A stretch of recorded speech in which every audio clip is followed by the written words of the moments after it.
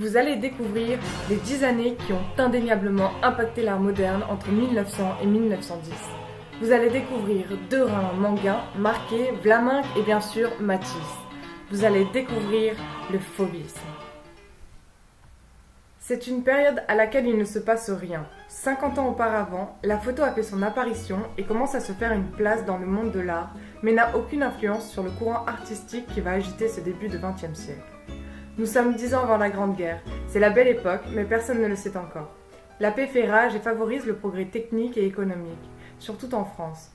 Les artistes se rejoignent pour boire ensemble, échanger leurs idées, leurs points de vue. Le climat se prête à la vie de bohème. C'est certainement les temps doux de cette époque qui ont galvanisé les peintres et favorisé la naissance d'un mouvement artistique aussi bref qu'intense, le fauvisme. Nous sommes en 1905, au Salon d'automne de Paris, où sont exposées peintures, sculptures et même pour la deuxième année consécutive, la photo. Le but de ce salon est d'offrir des débouchés aux jeunes artistes et aussi de promouvoir l'impressionnisme, très apprécié à l'époque. Mais cette année-là fera scandale. Le président de la République, Émile Loubet, refusera d'inaugurer le salon. Les critiques s'indignent, le public est scandalisé. La raison à tout ce vacarme trouve son origine au milieu de la salle centrale. Alors que le critique Louis Vauxhall s'avance, il découvre une sculpture d'un torse d'enfant et d'un buste de femme à la manière florentine, étrangement perdu au milieu de peintures aux couleurs offensives. Il n'y tient plus et s'exclame « Donatello chez les fauves !» Il n'en faut pas moins à une époque dépourvue de réseaux sociaux pour que le mouvement trouve son nom. Le fauvisme est né. Les auteurs de ce scandale ne sont autres que Matisse, Derain, Vlaminck, Manguin, Camoin et Marquet. Mais qu'ont-ils fait réellement? C'est quoi ce fauvisme? Eh bien, en somme, c'est la célébration des couleurs et la simplification du dessin. Un mouvement subjectif passionnel qui s'affranchit des codes établis et qui ne vient pas d'une école ou d'un système, mais d'influences mutuelles entre jeunes artistes. Le plus souvent, ce sont des peintures à l'huile de nus, nature morte ou paysages, les artistes concernés voyageant beaucoup à cette époque. Et bien que le berceau de cette excentricité colorisée se trouve en France, le phénomène s'est rapidement propagé en Europe. Pour être tout à fait honnête, le point de départ du fauvisme n'est pas le salon d'automne 1905, qui n'a été qu'une rampe de lancement. Non, cette excentricité colorée voit poindre le jour avec 3 groupes fondateurs. Le premier, composé de Marquet, Camoin, Manguin, Puy et Matisse, tous élèves de l'atelier Gustave Moreau et de l'Académie Carrière. Le second est le couple dit du Chatou, formé par Vlaminck et Derain. Et le troisième est un trio plus effacé, venu du Havre, constitué par Fritz, Dufy et Braque. Matisse fera office de grand frère pour ses camarades.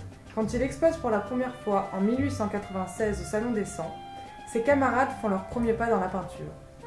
En 1900, il a 31 ans, les autres entament la vingtaine. Il rentre d'un voyage en Corse et à Toulouse avec une collection de pochades colorées au ton pur émeraude et pourpre, à la texture éclatante et un brin pointilliste.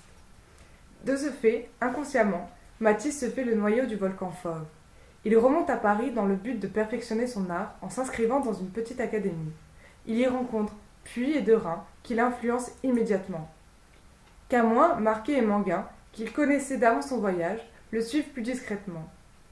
Ainsi, bien que Marquet affirme « Matisse et moi, on a commencé à travailler les prémices du genre en 1898, sous influence nabi et néo-impressionnisme. » C'est bien au début du XXe siècle que se cristallise le fruit de leurs 10 prochaines années de travail. De leur côté, Derain et l'autodidacte Vlaminck ont noué des liens fraternels depuis 1900. Ensemble, ils occupent un atelier à Chatou. Un jour, alors qu'ils sortent bouleversés d'une rétrospective sur Van Gogh, ils tombent sur Matisse.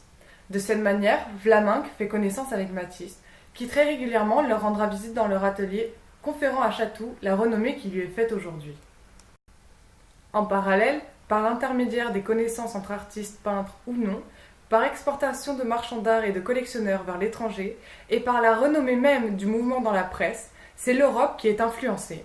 Kandinsky en Russie, František Kupka en République tchèque, Francisco Iturino en Espagne, et pas moins de 36 fauvistes répertoriés en Belgique.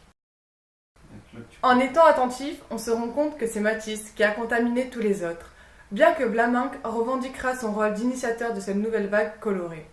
En même temps, ces deux-là semblaient prédestinés à être opposés dès leur naissance. Matisse naît dans le nord de la France en 1869, grandit en Picardie où ses parents tenaient une entreprise de fleurs. Vlaminck naît à Paris en 1876 dans une famille de musiciens. Son père lui a appris le violon. Matisse est un garçon plutôt fragile, poussé au devoir et au travail par ses parents. Vlaminck, quant à lui, est un garçon à la santé de fer, poussé par ses propres envies seulement. Alors que l'un a entamé des études de droit, l'autre n'a pas fait d'études du tout. Si Matisse découvre ses envies de peinture dans une chambre d'hôpital à la suite d'une crise d'apadis, Vlaminck les découvre au volant de sa bicyclette lors de ses promenades sur les routes en pleine nature. Les deux commencent à peindre à la fin de leur adolescence. Cependant, Vlaminck dira lui-même, se remémorant ses débuts: « Faire une carrière dans la peinture, j'aurais bien appris si on m'avait parlé de cela. » Il est un pur autodidacte anarchiste, refusant de se former en copiant dans les musées pour ne pas perdre son inspiration. A contrario, Matisse abandonne ses études de droit pour étudier l'art à l'Académie Julian, où il est devenu un élève de Bouguereau, qui lui annonce qu'il ne saura jamais peindre, et de Moreau, qui lui prophétise « Tu vas simplifier la peinture ». Ce dernier, Gustave Moreau, qui, pour rappel, a aussi eu pour élève Camoin, Manguin et Marquet, fut un professeur très apprécié pour son enseignement chaleureux et libéral, proposant à la fois l'exemple des musées et encourageant le travail en pleine rue. De fait, beaucoup de fauvistes auront pour coutume d'installer leurs chevalets dehors, sur les trottoirs, au bord des plages et autres paysages urbains ou naturels. Tandis que Matisse paraît froid avec son air conservateur et ses habitudes de travail bourgeois, Vlaminck n'hésite pas à porter des cravates en bois qu'il se taille lui-même avant de les peindre, ou même à écrire de petits romans pornographiques qu'il fait illustrer par Derain.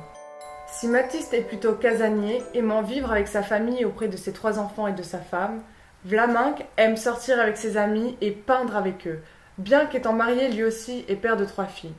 Pour gagner sa vie, Matisse travaille comme peintre décorateur de théâtre. Quand Vlaminck gagne sa vie en tant que violoniste et parfois en remportant des courses cyclistes. À ce propos, Matisse, féru de musique et violoniste amateur, organise un jour avec Vlaminck, semi-pro, un duo. La séance ne fut pas réussie, car Vlaminck, dit Matisse, voulait jouer constamment fortissimo, et il en était de même dans sa peinture. L'un pense qu'il faut contrarier l'instinct, pour l'autre, c'est la base même de l'art. Bref, 2 forces contraires, dont Derain sera le plus grand témoin, s'étant fait charnière de ces 2 axes majeurs et contrastés en 1900. En effet, bien qu'ayant côtoyé Matisse en premier, c'est avec Vlaminck, son nouveau frère, qu'il s'installe à Chatou pour peindre pendant près d'1 an. Par la suite, Derain effectue son service militaire et à son retour va s'installer chez Matisse, dans le Midi à Collioure. De là, il observera les différences de fonctionnement de ces 2 forts et va apprendre sa discipline. À l'encontre de la fougue improvisée de Vlaminck, il découvre l'expérimentation méthodique de Matisse qui lui révèle les exigences de la composition et la nécessité forcenée du travail. Mais pour mieux saisir la force de ces 2 pôles extrêmes, il convient d'en étudier leurs œuvres respectives ainsi que leur inspiration. La joie de vivre. Henri Matisse, 1905-1906, huile sur toile, 174 cm par 238,10, conservé à la Fondation Barnes près de Philadelphie. Sur les 4 premiers plans de cette peinture, des corps de femmes et d'hommes nus étendus dans l'herbe pour les 2 premiers plans, dansant pour le 4e plan et debout pour le 2e et 3e plan. En 5e et dernier plan, nous pouvons voir la mer. La végétation est dense, il y a des arbres, de l'herbe. Le tableau porte des couleurs chaudes, vives, mais sans y être agressives. L'ambiance y est chaleureuse. Les protagonistes jouent de la musique, se prélassent, s'abandonnent au plaisir de la vie. L'on pourrait croire qu'ils sont dans un sous-bois, en presque lisière de forêt, à quelques pas de la mer. Le rose du ciel y est réconfortant. C'est un coin de paradis. La vie y est douce. Au début, Matisse était un peintre classique, qui peignait des natures mortes réalistes aux textures amples. Il croise la route de John Peter Russell, un peintre post-impressionniste avant les années 1900. Son style change alors complètement.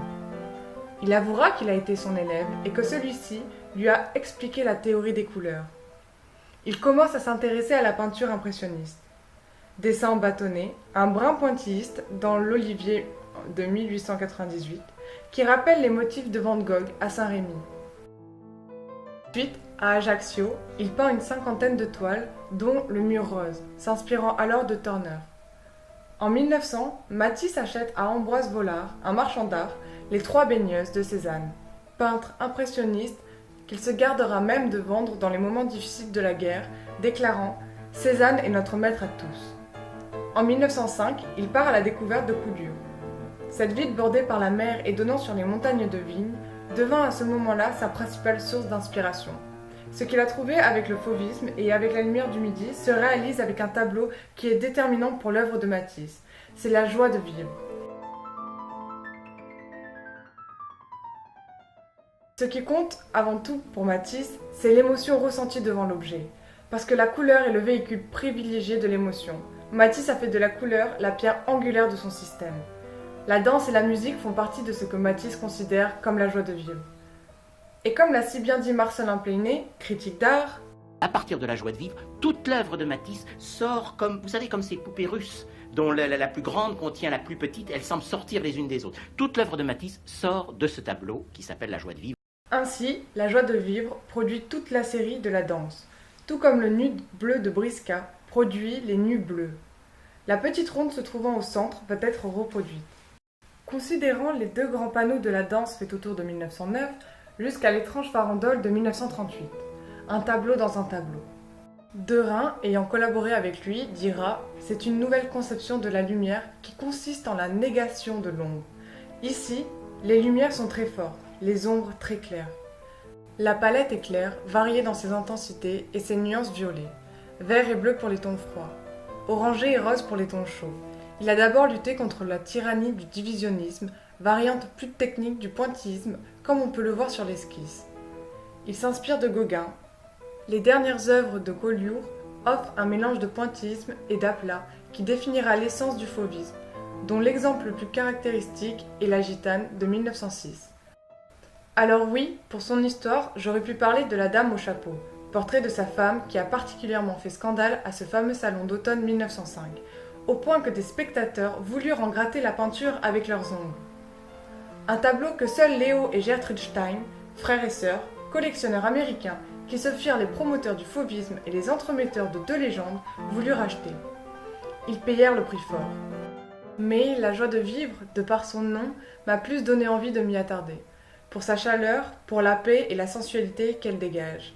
Quand on regarde ce tableau, c'est comme si on avait une petite vue sur le paradis, ou du moins un monde dépourvu de tout ce qu'il y a de mauvais chez les hommes. On a l'impression que Matisse a ouvert une fenêtre pour nous permettre d'avoir une vue sur un rêve onirique au milieu du jardin d'Éden. En 1900, Vlaminck peint Sur le zinc et L'homme à la pipe, avec un emploi dynamique des couleurs sous influence directe de Vincent van Gogh, peintre inspiré par l'impressionnisme qu'il déclare aimer mieux que son père.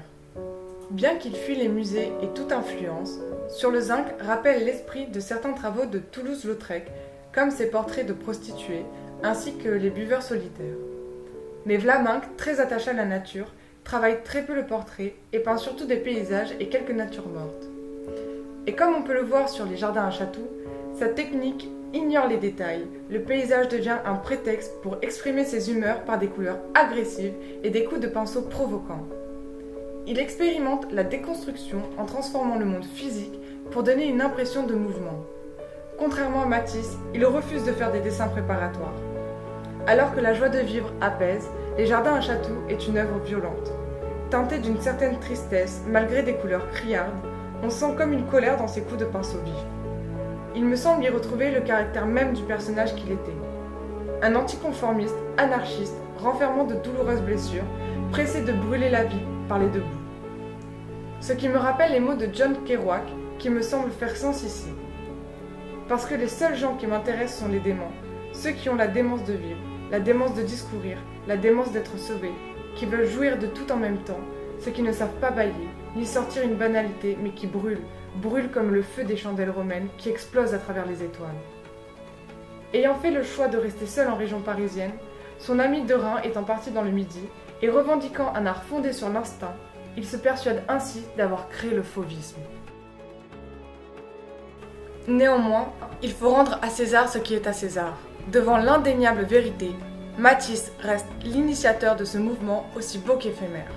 Car oui, ayant juste atteint son apogée, le fauvisme qui s'est affranchi de tout code établi et qui s'est formé au gré des rencontres, lui qui a jeté ses couleurs violentes, pures et vives à la figure du public, s'essouffle à partir de 1908, avant de disparaître en 1910.